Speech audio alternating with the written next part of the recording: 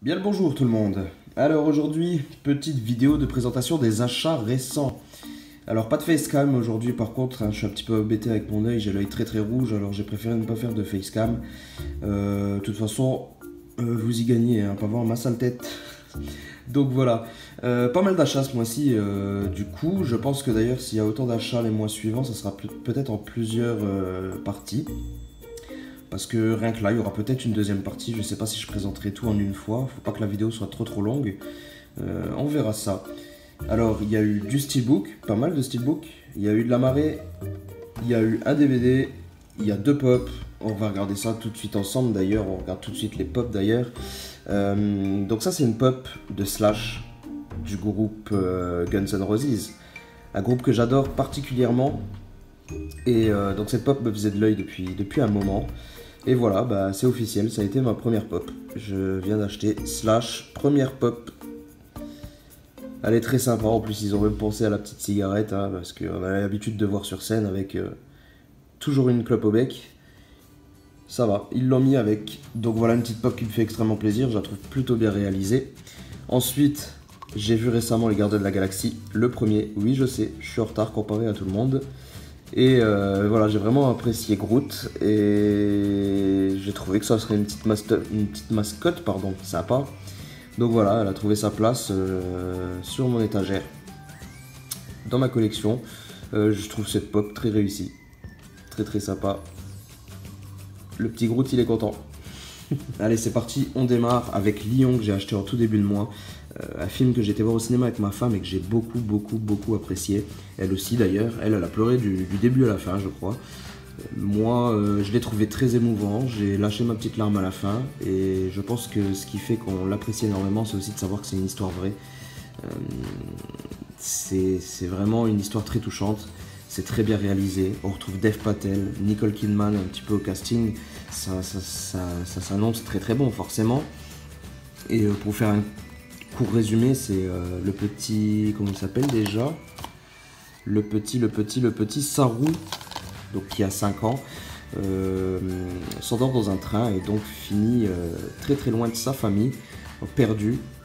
Et puis on va suivre tout simplement, on va voir comment il va essayer de s'en sortir et on va le voir vivre dans la rue, on va le voir être recueilli dans un orphelinat, on va voir que plus tard il va être adopté, ce genre de choses. Et surtout l'autre moitié du film, ça se passe quelques années plus tard et notre jeune ami essaye de retrouver sa mère biologique, son frère ainsi que sa petite sœur.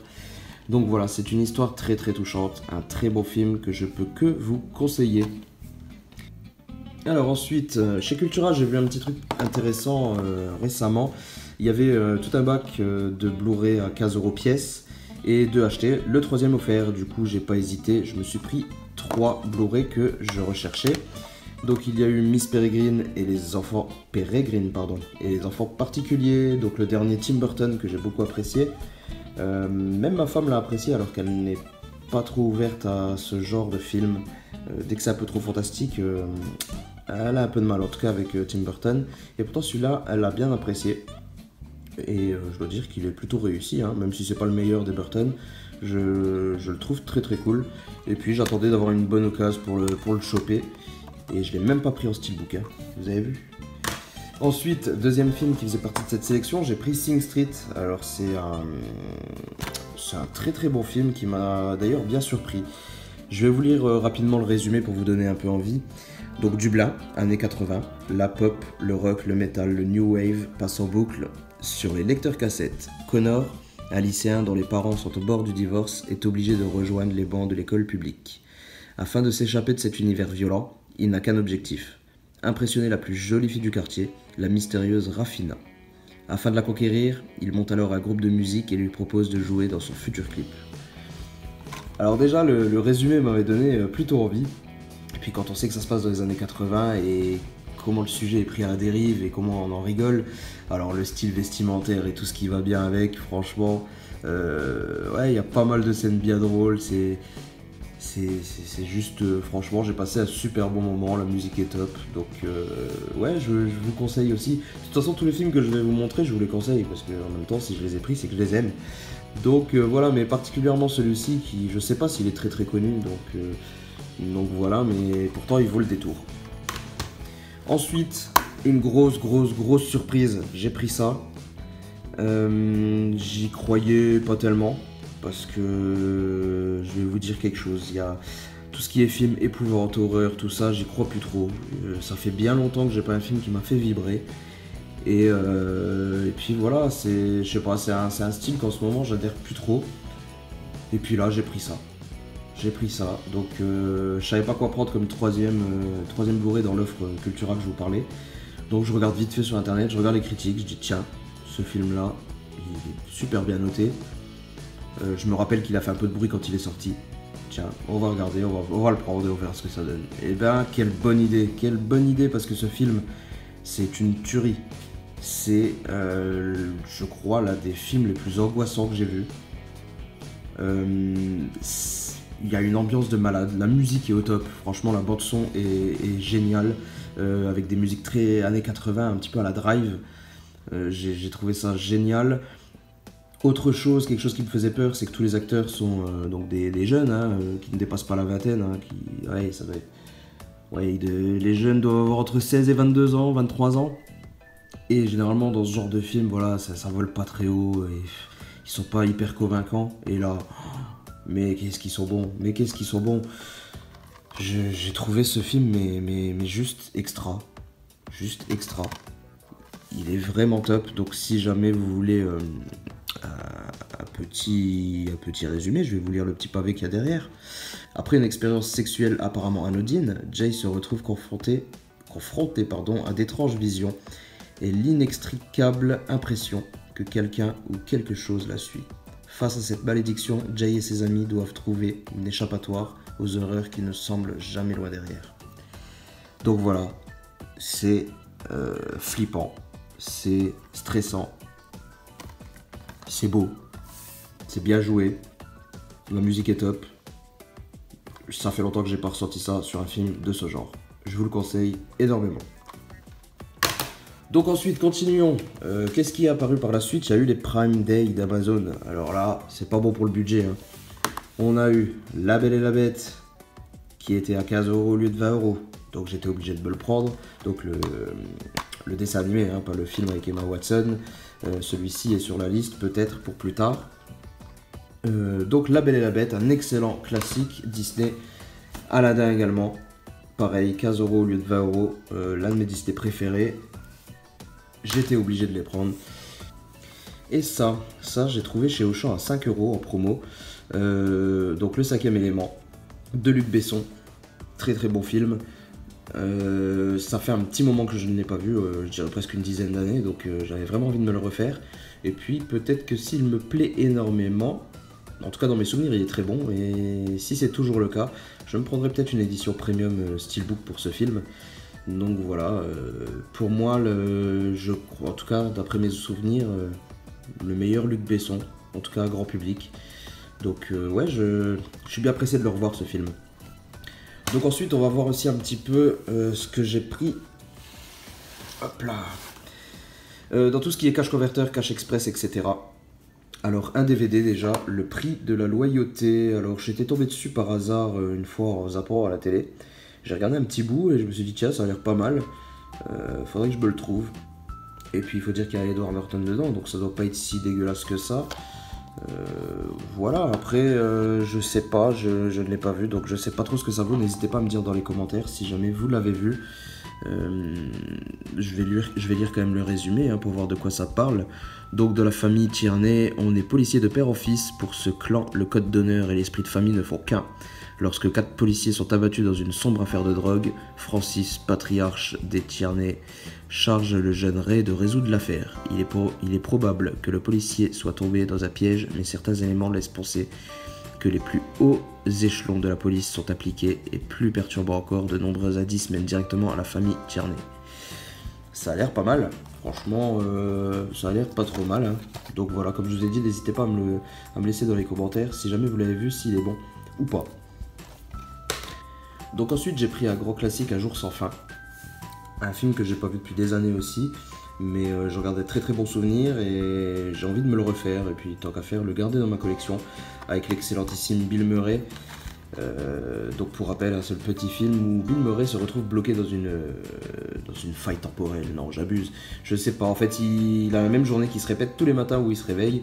Et je regarde, ouais, comme j'ai dit, je regarde de très bons souvenirs et j'ai vraiment envie de me le refaire. Ensuite, je me suis pris Le Territoire des loups que je n'ai toujours pas vu, avec Liam Neeson, l'excellent Liam Neeson. Alors, il est peut-être très fort, mais je trouve que sa filmographie tourne un petit peu trop autour des mêmes rôles et que tous les films se ressemblent un petit peu. Mais c'est vrai que ça n'empêche que j'ai quand même envie de tous les voir. Et il y en a que j'apprécie énormément. Donc voilà. Le Territoire des loups, je ne l'ai jamais vu. À ce que j'ai pu comprendre, je crois que c'est à Survival. Suite à un avion qui se crache, les survivants et lui se retrouvent bloqués, je crois, au fin fond de l'Alaska et ils doivent survivre. Il me semble que c'est ça. Écoutez, la simple bande-annonce m'a donné très envie et je me suis dit pourquoi pas si je le trouve pas cher. Et ça a été chose faite, je l'ai trouvé. Le jour sans fin, Un jour sans fin et Le Territoire des loups, je crois que je les ai trouvés sur Price Blister pour vraiment pas cher. Chez le même vendeur, il me semble, avec plusieurs autres films qui vont suivre. Du coup, ça m'est revenu pas très cher. Donc voilà, très hâte, vraiment hâte de voir ce film. Pareil, n'hésitez pas à me le dire dans les commentaires s'il est très très bon, parce que je ne l'ai toujours pas vu. Ensuite, on enchaîne, j'ai pris The Impossible. Alors c'est surtout ma femme qui voulait le voir, moi je l'ai vu il y a un petit moment. Écoutez, j'en ai gardé un bon souvenir, il me semble qu'il était très bon, mais néanmoins je ne l'avais pas gardé. Je l'avais acheté en DVD à l'époque quand il était sorti. Enfin à l'époque, il n'est pas si vieux que ça. Hein. Je l'avais pris en DVD quand il était sorti, mais je l'avais revendu. Bizarrement, mais il me semble que pourtant j'en garde un bon souvenir quand même, donc je sais pas trop. Ma femme a voulu le revoir, alors je l'ai repris en Blu-ray, et puis ça sera peut-être l'occasion de le garder. Donc c'est... En fait, ça va raconter tout simplement. Je crois que c'est inspiré aussi de faits réels, si je me trompe pas, ce film. Enfin, du moins, pour le tsunami, oui, parce que oui, c'est l'histoire du tsunami qui ravage la Thaïlande en 2000, ça doit être écrit, en 2004. Je voulais pas dire de bêtises. Donc, le super court résumé, tiens, je vais vous le lire. Maria et Henry partent fêter Noël avec leurs 3 enfants à Phuket, je sais pas trop comment ça se prononce. Séparés par le tsunami, chacun tentera de survivre avec pour seul espoir de tous se retrouver. Oui, donc voilà, je me souviens d'un film assez poignant de ce que je peux me souvenir. Il me semble qu'il était très très bon. Je vais le redécouvrir avec ma femme et on verra si je le conserve. On verra bien. Ensuite, un film que j'ai pris à la base pour ma femme, je te promets. Je l'avais pris à la base pour ma femme, mais parce que c'est pas trop mon genre de film. Hein. Je suis plutôt ouvert à tout, mais c'est vrai que c'est assez rare que j'ai envie de regarder ce genre de film. Et pourtant, au final, je l'ai regardé il y a pas si longtemps que ça là, avec elle. Et j'ai super apprécié. Franchement, une super histoire. 2 acteurs très très bons, hein, Rachel McAdams et Channing Tatum. 2 acteurs que j'apprécie pas mal. Et puis l'histoire que j'ai trouvée assez originale, hein.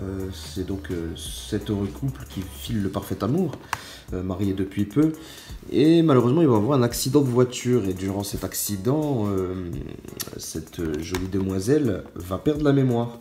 À court terme si je puis dire, parce qu'elle va oublier les 5 ou 7 dernières années de sa vie, il me semble, et donc en fait toute sa relation avec lui. Donc pour elle, il faut s'imaginer, elle va se réveiller et elle va se dire tiens, elle croit qu'elle est encore fiancée avec l'ancienne personne, le mâle qui le précédait. Et donc vous imaginez un petit peu le problème, et puis elle va tenter de retrouver sa mémoire. Lui va tout faire pour conquérir son cœur à nouveau, parce qu'il faut bien se dire qu'elle se réveille, qu'elle a aucune idée de qui il est. Donc c'est franchement, j'ai trouvé ce scénario très prenant. Encore une fois, inspiré de faits réels. J'ai trouvé ce scénario très prenant, et puis c'est très bien joué, plutôt bien réalisé. Ouais, très belle surprise hein, pour ce petit film. Ensuite, je me suis trouvé No Country for Old Men. Alors, tout le monde m'en parle, le film est encensé par la critique, et pourtant je ne l'ai pas vu. Bouh, honte à moi, je sais. Alors je l'ai trouvé chez Cash Converter. Et j'ai hâte de le voir parce que, à ce qui paraît, il est très très bon. En plus, il y a l'excellent Tommy Lee Jones dedans, j'adore cet acteur, donc il me tarde vraiment de le voir. Et puis voilà. Si quelqu'un l'a vu, encore une fois, dites-le moi. Est-ce qu'il est très bien ou est-ce qu'il est bien sans plus? Je me suis trouvé aussi Machete. Donc pareil, hein, je ne l'ai pas vu. Et ça s'annonce pas mal. C'est plutôt bien noté aussi. Je pense que je prends pas trop de risques. On verra bien. Je vais lire rapidement le résumé. Alors, ils ont cru qu'il était simple ouvrier, un bouc émissaire idéal pour porter le chapeau d'un assassinat politique. Ils ignoraient qu'il s'agissait de Machete, un ancien agent fédéral hors pair, une légende de la gâchette, une redoutable machine à tuer. On pourrait juste arrêter le résumé ici, déjà ça me donne envie. Je ne vais même pas lire la suite, mais franchement, encore une fois, je pense que je vais passer un bon moment, je l'espère en tout cas. Eh bien écoutez les amis, on est presque à la fin. Excusez-moi, je vois juste un petit coup. Mine de rien, il faut que cette vidéo se termine. Parce que sinon, vous allez partir en courant. C'est vrai que vous n'avez pas l'habitude que je vous fasse des vidéos aussi longues. Et pourtant, il me reste encore tous les steelbooks à vous présenter. Bon, ça va aller vite parce que je crois que je les ai tous déjà présentés en vidéo. Au cours du mois quand je les ai reçus. Donc il y a eu Wolverine, le combat de l'immortel. Il me semble que j'en parlais dans ma vidéo et que je le disais déjà. Mais j'apprécie énormément ce film.